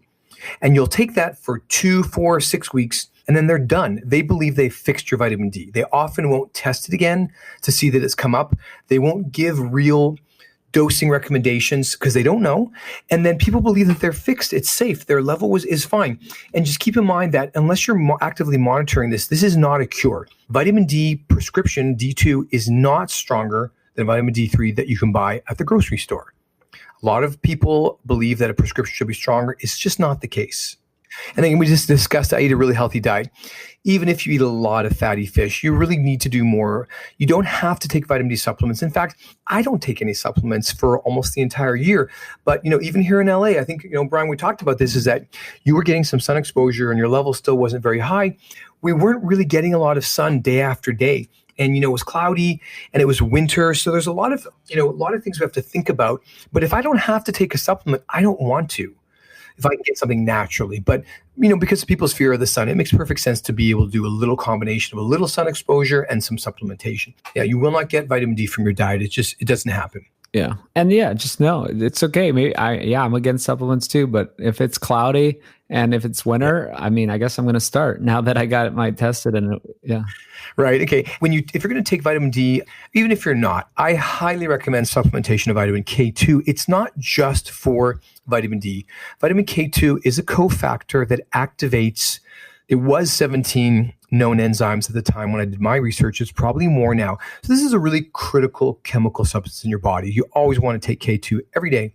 And then magnesium. I know a lot of people figured this out, and a lot of my patients, they're already taking magnesium, which is great. And you want to make sure you're taking all three of those together because they're synergistic. You need magnesium to help with the whole process of absorbing vitamin D and creating energy and all this stuff. So those are I call them the terrific trio. That's the minimum that someone should be taking or thinking about. And I like to also add sulfur. I like organic sulfur called MSM. I think it's really important for a lot of different reasons, and in the production of cholesterol sulfate. If you're going to go in the sun, you want to know that you have the right amount of sulfur in your body, and sulfur is deficient. There's a lot of reasons. One of them is because of the pesticide glyphosate. This lowers your ability to absorb sulfur. And, this is a really great topic, cholesterol sulfate and sun exposure, that we can talk about another time. I don't want to confuse people. But if you're going to go spend time in the sun, you probably really want to do some supplementation of sulfur. You can eat foods that are very rich in sulfur. And those are oysters and seafood. And so if you have that ancestral diet, you probably are absorbing a decent amount of sulfur. The real issue is that the sulfur we used to have in our bodies was brought in through the microbes that would fix it into the plants that we'd eat. And so places where they use these pesticides, the microbiome of the soil is being destroyed, and the enzymes and the microbes that fix this organic sulfur and make it into the active form sulfate, they're not doing this anymore. So that's why we need to be really concerned about that. If you're going to go in the sun, know that Mother Nature has a backup system besides melanin, and that's cholesterol sulfate and filigran. And this is a protein system that is created by sun exposure if you have enough sulfur. And here's another scary component to that is sunscreen itself has aluminum destroys the enzyme enos, endothelial nitric oxide synthase, that makes this protective substance. So putting on sunscreen, not only does it not protect you, but some of the sunscreens destroy your body's ability to make the sun protective chemicals. It's really interesting stuff. This is pretty scary. So if you're going to get your stuff naturally, which I really prefer, I don't want to take some. I don't want to be doing all that, but we have to make some accommodations because we live in the modern world. Yeah. And talk about glyphosate for a quick second, because it's a whole podcast on its own, and maybe I'll have some expert on at some point. But what are the big problems there? Okay, so an overview is that glyphosate is used in a lot of pesticides. This will interrupt the enzymes. There's enzymes called the cytochrome 450 superfamily. I love that name. It's all these different enzymes that are related, but specifically in your liver, those enzymes to take vitamin D itself and activate it into the 25-OHD storage form, those CYP enzymes, they are interrupted with glyphosate. There's a lot of controversy because, it was Monsanto, now Bayer, whoever the powers that be, they don't like a lot of this information getting out there because they say that this glyphosate is not harmful to humans. And they're kind of right in some ways, but it's completely toxic to our microbes.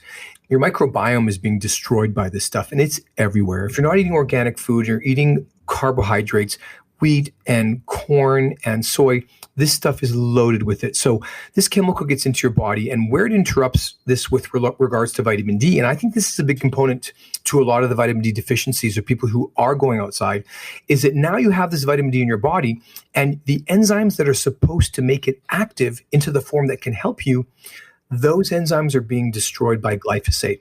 And the chemistry is very simple because everyone wants to have these RCT studies. They want to have these specific studies done to show that something causes something or something affects something. But if we look at mechanism of action, where this comes into place is that we have amino acids, and all of our proteins and enzymes are made of amino acids. All of our muscles and tissue are made of protein.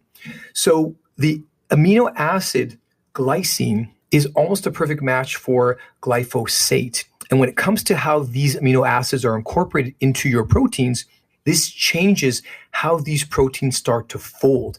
And enzymes are nothing other than long strings of protein that get folded up into a specific three-dimensional shape. And having that extra piece, that's the difference between glycine and glyphosate, and you can Google the chemical structure, they're very similar. This little extra bit that is glyphosate starts to interrupt with the normal folding pattern of enzymes. And when it comes to health, this is at the core of everyone's health. This is related to why infrared saunas work. If your proteins don't fold properly, they can't function properly, either structurally, in collagen, or in enzymes and proteins that do different things. This is a whole different discussion about protein foldings and autophagy and that type of stuff. But where this glyphosate comes in is that this stuff is everywhere, and it's an insidious, slow poisoning.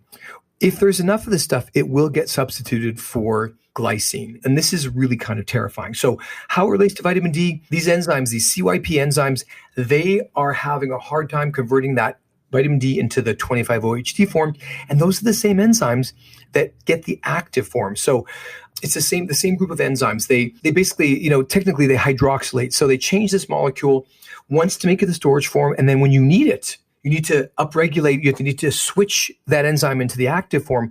The enzymes that do that, the CYP enzymes, they are being affected by this. So they're literally preventing us from creating the active form of vitamin D as well, which is terrifying. Well, I think the most interesting takeaway is the technicality that maybe it doesn't affect humans directly, but the glyphosate affects the gut microbiome. Yeah. It's a good way. It's kind of like the smoke screen type of thing where why people, they haven't had, well, there are some lawsuits actually. Yeah, there was one recently, but I don't think, the thing is that glyphosate does so many bad things, causing cancer, absolutely, but I don't know if that was necessarily the right way to go. I interviewed Stephanie Seneff, and I love her. We've had a couple of interviews with her, and I have some on my YouTube channel.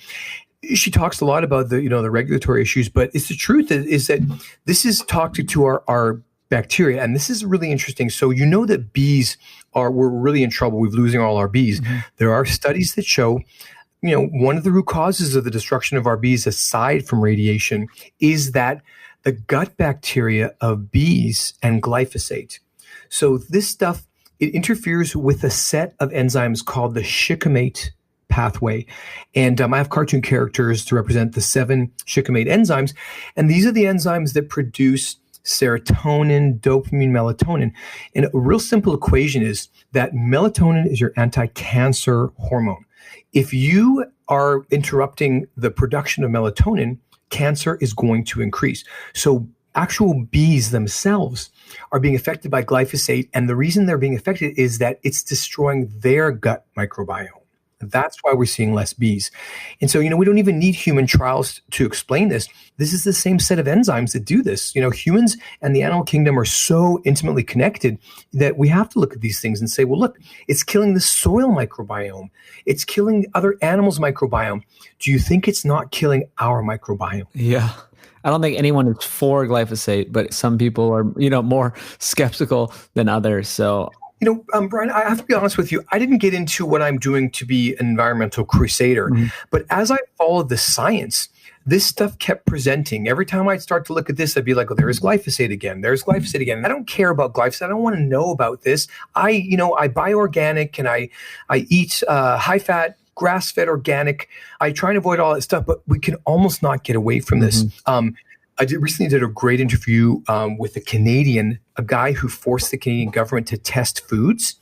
His name is Tony Mitra. And boy, when you see what's in foods, this has been going on in Canada for a long time, but this stuff is in all processed carbohydrates. If wheat, corn, soy is involved, that stuff's in there. And it brings us to, a different discussion on the biofuels. When we make biofuels, we're using these seed oils.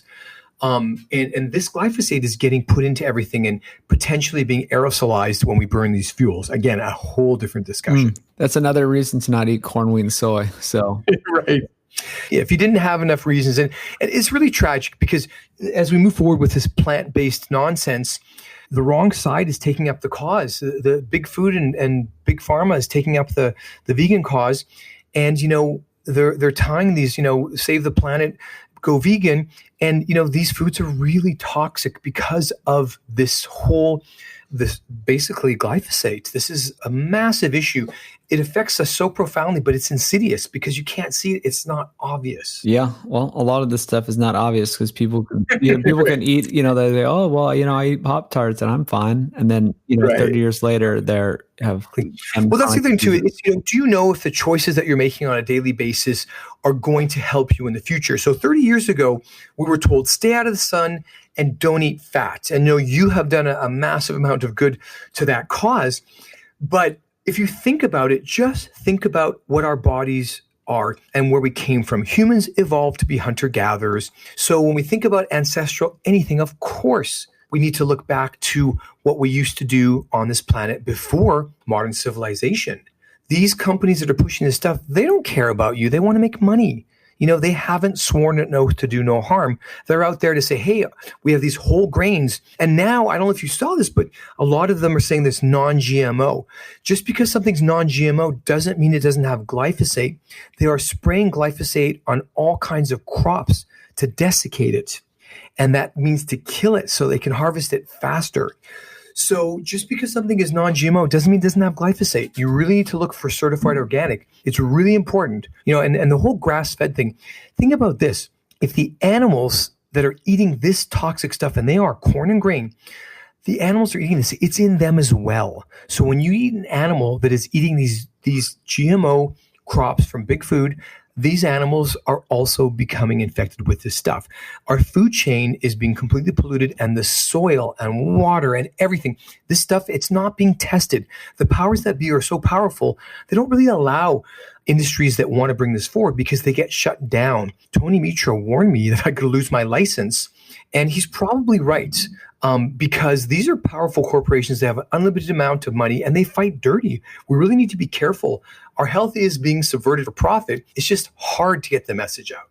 Yeah, that's huge. Well, I have nose to tail. We went off here a bit, but that's how I wasn't concerned about glyphosate, but it actually interferes with the production and activation of vitamin D. These are the enzymes that you're relying on to keep you healthy. If vitamin D regulates aging and the enzymes that activate vitamin D are getting broken because of glyphosate, we have a much bigger problem than people are understanding. Yeah. So I hope it didn't cloud the issues too much. Don't worry about it, that type of stuff. But obviously, we want to progress the paradigm of ancestral eating, high-fat, grass-fed organic products. Yeah, that's what I was saying. Nose to tail. I got to plug that real quick. I'm on board with it. Absolutely. So let's wrap this back up. We have the whole COVID thing that's on everyone's mind. We have the study by Grassroots Health. They even looked at the different skin colors and nationalities based on the cases. Yeah, they've got a lot of stuff available on their website. And this is a group of doctors who are really passionate about this. And they're really great scientists and people. And I created cartoon characters to share this information because no matter how loud we scream, it's hard to get this information across. But if you go to their site, these guys are the leading edge experts in this, and there's some really great information. You can see some of the statistics. You don't have to believe me, but this is my feeling is that the vitamin D message isn't quite going to break until the fall, where there'll have been enough time for people to understand that, whoa, this went down to the southern hemisphere and now it's back up here again. Something interesting to think about. Cool. Well, I guess we can wrap it up. Oh, maybe I'll play devil's advocate for a quick second. Now, I just realized you talked about whale blubber, and that reminded me, because some people say, oh, well, what about these Inuit or people in the very far north that don't get that much sun if they're eating whale blubber that has tons and tons of vitamin D? Right. Well, it's even more profound than that because they have darker skin. So that darker skin was fine. People with darker skin can exist, but their diet has to be of that fatty fish. The animals that those people eat or are used to eat, that was the protective component. Because the truth is, when they don't eat that food, they get sick. When I first graduated, I worked up north in Canada, and I worked on Indigenous populations who had basically, this is Weston Price's core story. They had left their ancestral ways, and they were all very sick, eating bleached flour and sugar. So the diet that Indigenous people ate or eat is highly protective. So, when it comes to skin color, if someone has dark skin and they're healthy, they've got to be getting their vitamin D from somewhere. You can't fool Mother Nature. Even if you don't believe the profound nature of most of the information I've given here, just understand this. It doesn't matter what you think or believe. Mother Nature literally is a law of physics. And you can't fool Mother Nature. Your body can't be fooled. If you don't have enough of the chemical, it's going to affect you. Mm-hmm.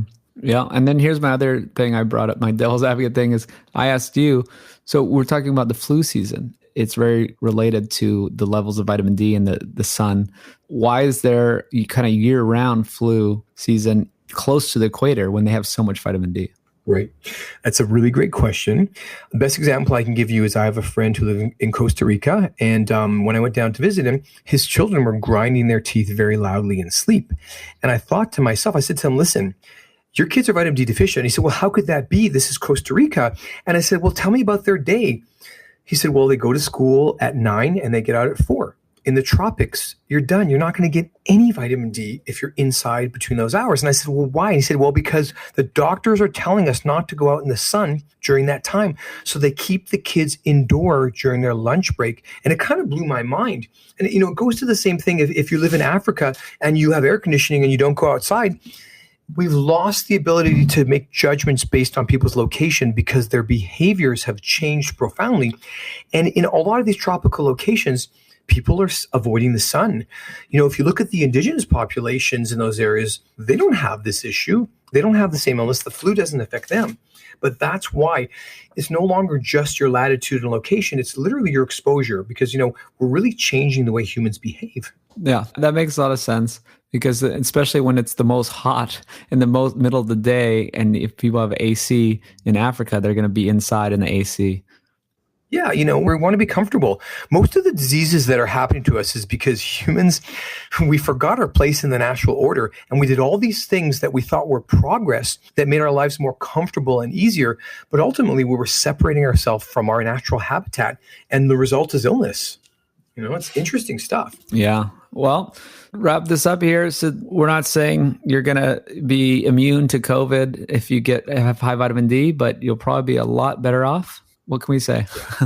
Yeah, you're gonna bolster when you have vitamin D sufficiency, a level up over 40 or up over 50.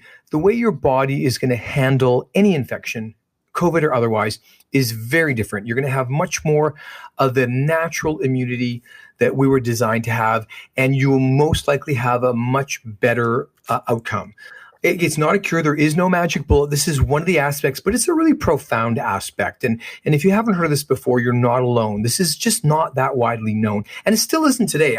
My local doctors are still fighting me, but you can look up all this stuff. Anyone can be a WebMD. There's lots of stuff that's been written about this. Some of the studies are hard to figure out. And if you see a study that doesn't support vitamin D supplementation, take a look and see if they ever did a blood level. A lot of studies just gave a dose. We gave 1,000 IU for 3 months.